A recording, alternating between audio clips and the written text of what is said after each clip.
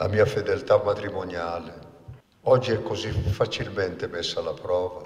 La mia onestà nell'aspetto economico, oggi è così facile la corruzione. La mia capacità di aprire il cuore al prossimo, oggi è così facile la paura del prossimo. Sono queste le tentazioni più comuni dell'uomo di oggi, ma non dobbiamo avere paura delle prove se come il figlio restiamo fedeli alla parola del Padre.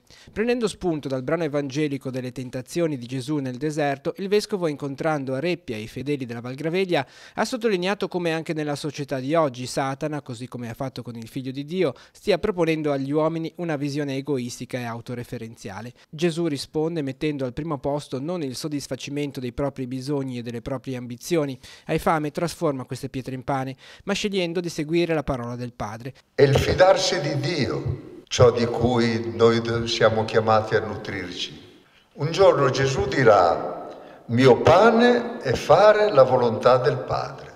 Siamo in questo atteggiamento? Sappiamo scoprire qual è il vero vantaggio della nostra vita, cioè essere davvero figli di Dio, fidenti in Lui? Oppure pensiamo di essere coloro che, essendo figli di Dio, devono avere i vantaggi?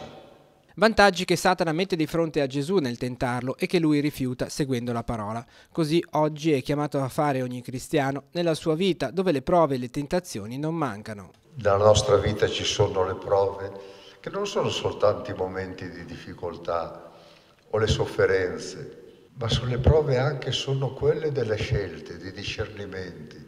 Non pensare che tutto scorra liscio sempre. Non pensare che il nostro cammino prevede giorno per giorno la mia scelta, giorno per giorno la mia decisione di coerenza. Con che cosa? Gesù ci dice con la parola di Dio. Gesù risponde a tutte le prove, a tutte le proposte di Satana, citando la parola di Dio.